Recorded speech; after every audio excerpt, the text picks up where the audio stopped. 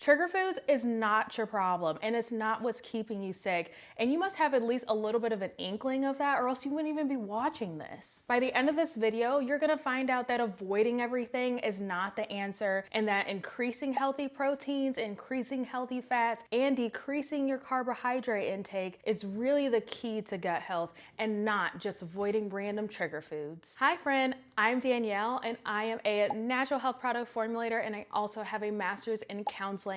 And I love helping you find ways to have your mind and your gut thrive together.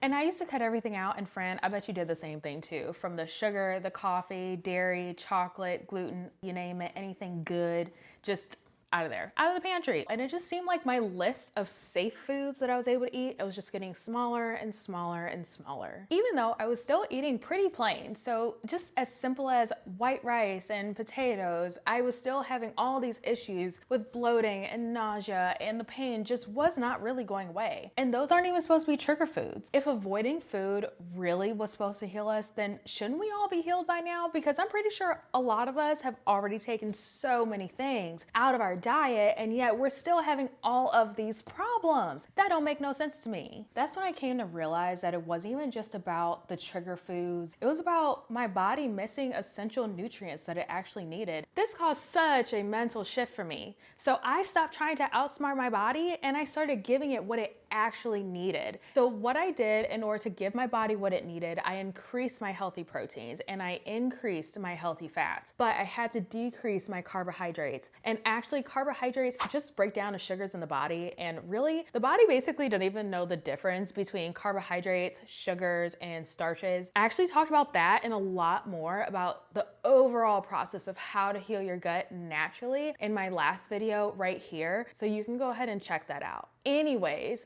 I'm gonna briefly dive into why this is the method that would work best for your gut healing. So number one, protein breaks down to amino acids in the body, and those amino acids have shown by studies to help rebuild the gut lining. Number two, healthy fats can reduce inflammation. And I know that's kind of a weird comment there, considering that usually when we talk about fats, we talk about fats causing inflammation and avoiding fats. That's true, we should avoid some fats, bad ones, but the healthy ones actually reduce it. So incorporate those. But too many carbohydrates, which is common in our standard American diet, can actually feed bad bacteria, which is making our gut so much worse. And this is why it's so important to reduce those carbohydrates, because when you're taking in sugars from, even if it's sugars from fruit, then you turn around and you have your favorite pasta, and then you added sugar to the spaghetti sauce, and then later on you ended up having a potato, a white potato especially, and you put all those things together and you've had loads of sugar. And sugar is one of the top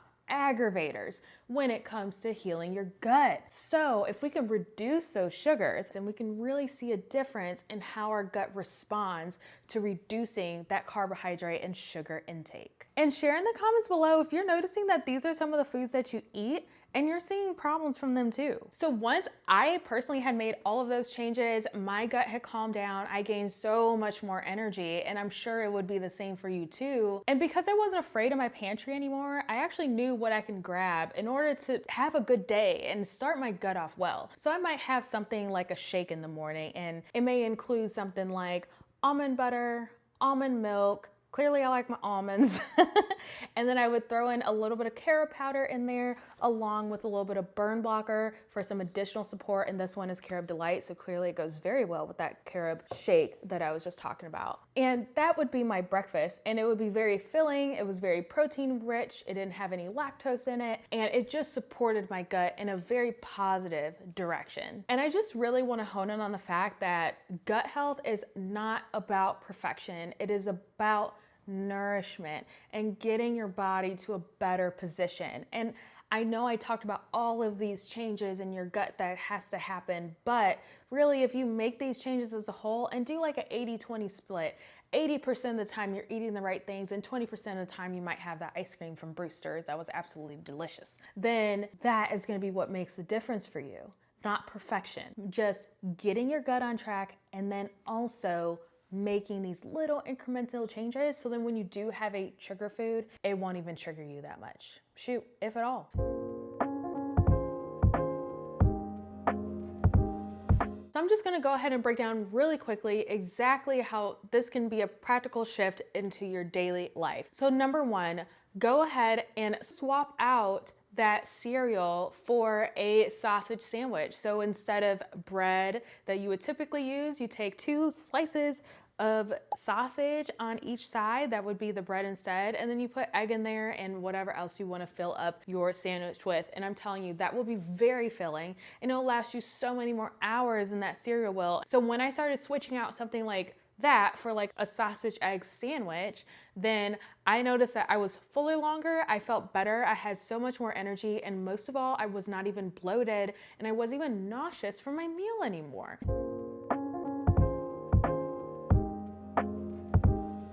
You can also increase some healthy fats by cooking your eggs with olive oil or avocado oil. And those healthy fats will also help you stay fuller longer, along with that high protein intake that you're having. In addition to increasing those proteins and healthy fats, it's just cutting the sugar load. So anywhere that you can find to cut some of those sugars out is gonna be the best thing for you. And the most important thing of them all is to go ahead and just address the anxiety in the room. We have gotten to the point where food has become absolutely scary. We don't know what we can eat or how we can eat it. But what can change is you can become more educated on listening to your body, because your body knows exactly what it needs. Though it has been found that these tips have helped many people with gut issues, it also means that one thing may be tweaked a little bit for you in order to make it better for you. So just remember that all of this is customizable, and what I'm trying to provide is an overall framework for what can be beneficial for you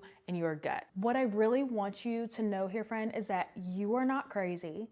You are not alone in this, and this is not all in your head. Those were the things that I was being told. Those were the things that I was starting to even believe myself until I made these changes. So I just encourage you to try this out, and I'm telling you, the moment that you start really diving in and really listening to it, you're gonna see some differences. If you like this video, please like, share, and subscribe, and also leave any comments on what kind of content you'd like to see. And in the meantime, if you want more to watch on the full way that you can heal your gut naturally 100%, then go ahead and watch this video.